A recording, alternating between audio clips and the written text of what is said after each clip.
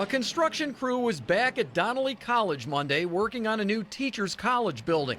On Friday, the site was shut down for some heavy-duty cleaning after a sixth worker from the site tested positive for COVID-19.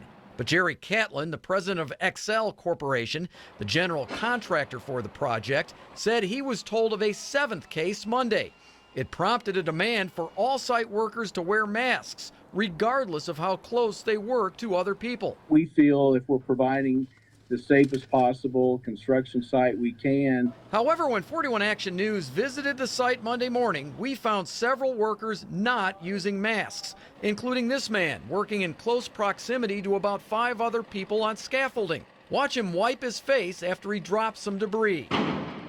One of roughly 30 recipients of a series of XL emails reporting new cases contacted 41 Action News last week, concerned about the site. Our source is especially outraged because after contacting the Unified Government Public Health Department to report a possible outbreak at this site, that source was referred to the police department. They may have been referred to the police department reporting line where people report violations of the stay-at-home order. But the UG Health Department did get the message about the Donnelly College cluster from the Kansas Health Department. The UG's chief epidemiologist, Elizabeth Groenweg, says she's currently aware of only 4 of the 7 cases from the construction site. Compounding the issue, all 4 people live outside of KCK.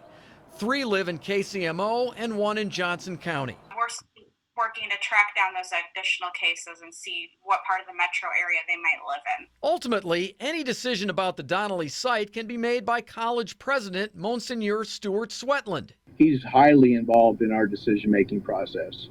So he has been well aware of all of these cases that have happened at the site, correct? That is correct. Reached by phone, Monsignor Swetland said, "We have informed everybody we need to inform and are meeting the requirements we have to meet." I'm investigator Andy Alcock, 41 Action News.